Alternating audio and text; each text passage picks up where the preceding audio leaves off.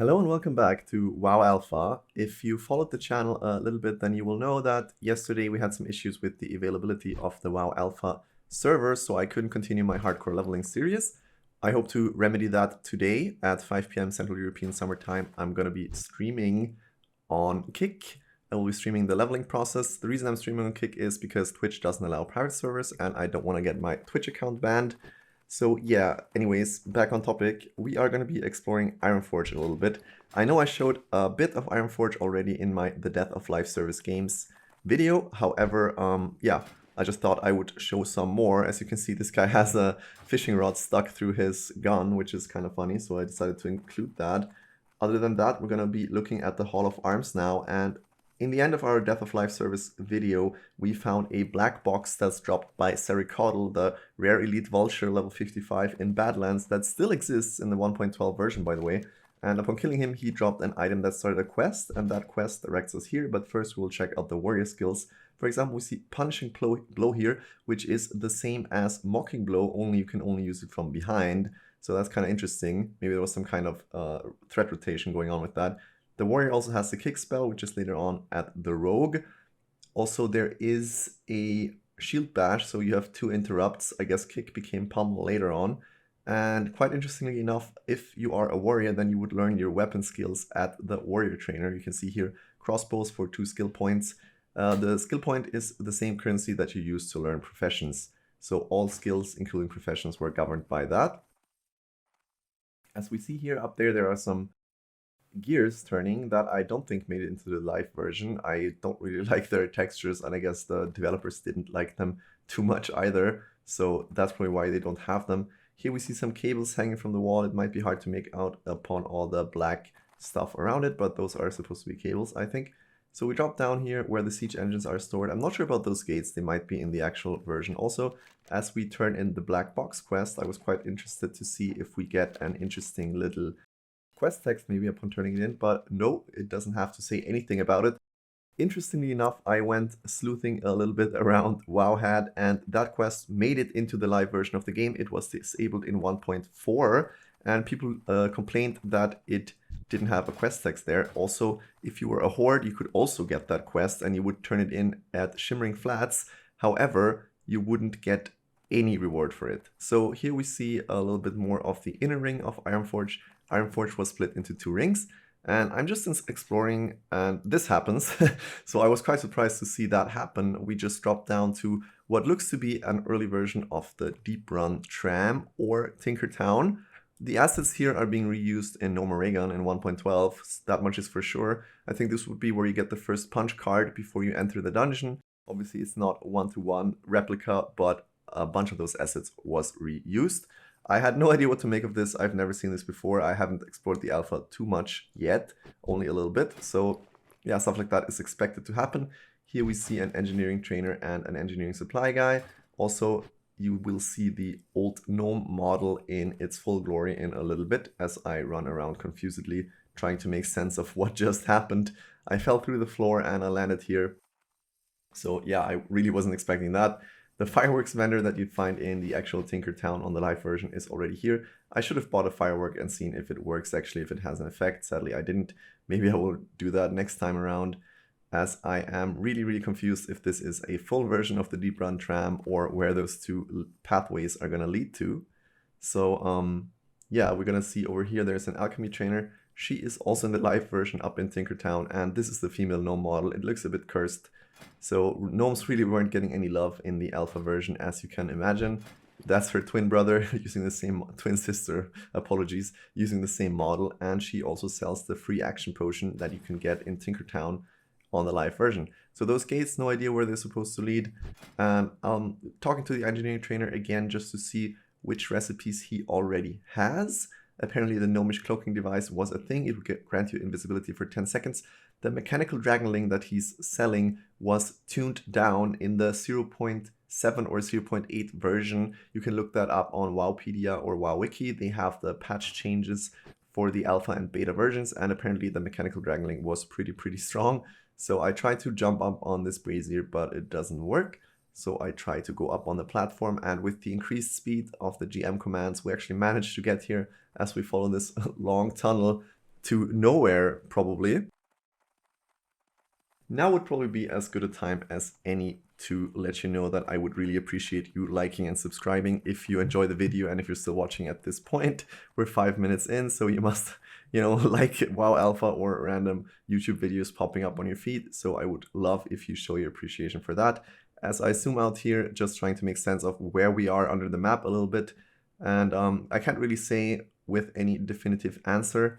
I will bring up the map shortly, I think, maybe not, as I walk back again, and I'll go explore the other side of this tunnel.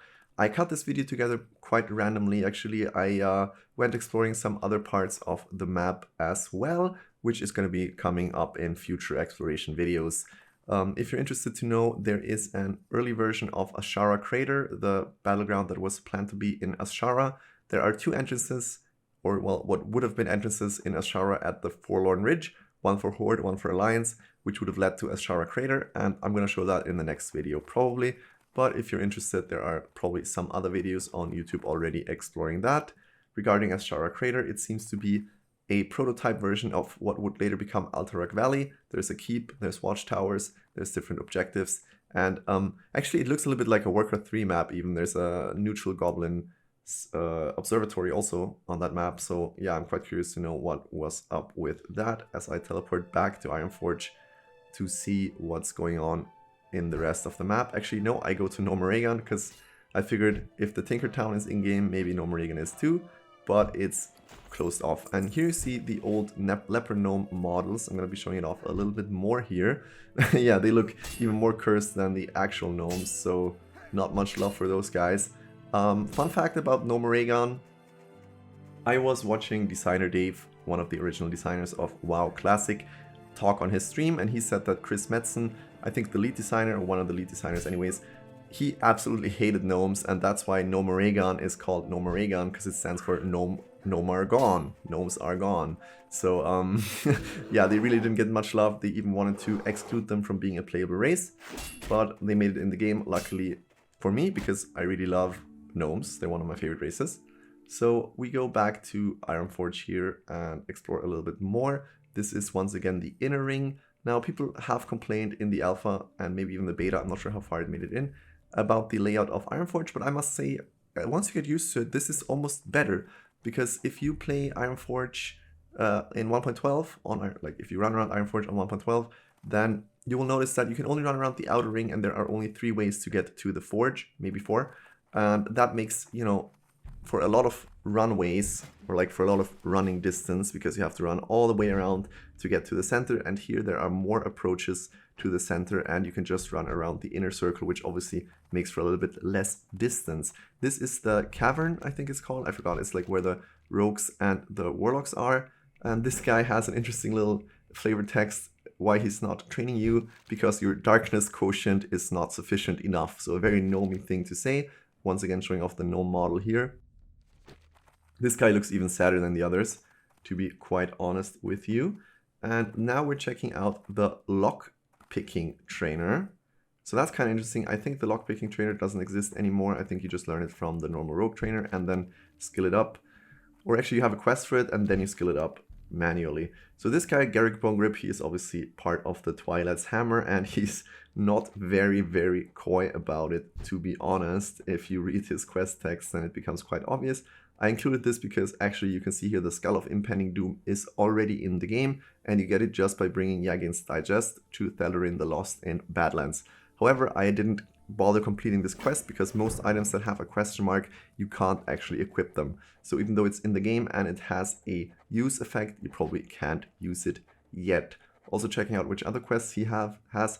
Knowledge in the Deeps is one of them, which leads you to Blackfathom Deeps, which leads me to believe that Blackfathom Deeps is in the game already. And I think that is indeed the case. We will explore that in a future video, most definitely. Once again, I would just like to let you know that obviously the WoW Alpha leveling series on our hardcore character will be continuing tonight, and after that tomorrow I will be turning whatever happens tonight into a video. Sadly, levels 15 to 17 got lost a little bit, so I won't be bringing you that. I was also exploring Thunderbluff a little bit yesterday, 2 days ago in the stream. So I have to redo that. I guess I will make a horde exploration video at some point also. Now we're just showing off some of the ornaments on the floor in Ironforge and checking out the different merchants. And this is the bank, but we're not exploring that further as I teleport back into Ironforge to show off the guards. They still look pretty much the same.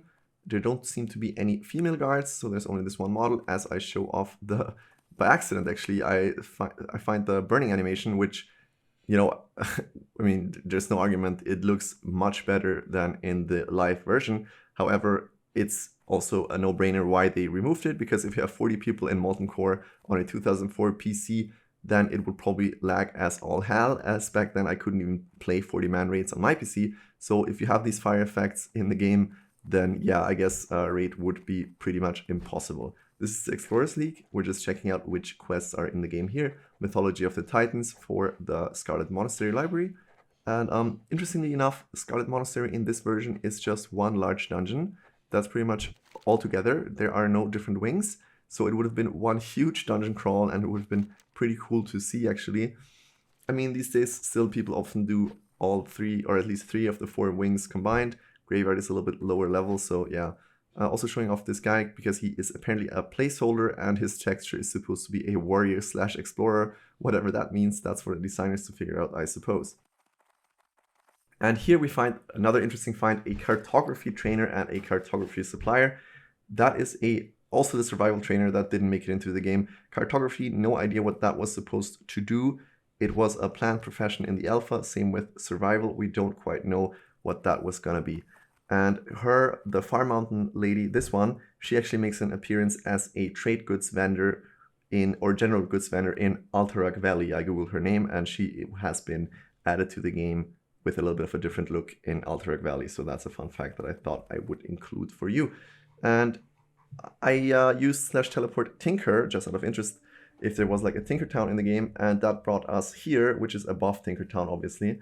So anyways, this video is going to be ending shortly. I thank you if you watched this long. I hope you enjoyed it. And once again, please check out my stream if you're bored. I would love to see you there and talk to you further. And I will be bringing you more WoW Alpha leveling tomorrow. And I will also bring you more exploration videos of the alpha in the future. Maybe we'll do a video where we explore the skills, or maybe we're going to be doing a video where we explore a little bit of the Night Elf starting areas also. Well, there's so much to explore, really. It's quite mind-boggling what's already in this version. So yeah, we're going to be having a good time with that, and we might also be doing a couple of comparison videos as I show off the dancing animation. Have a great day, and I hope to see you later or some other time again. Goodbye.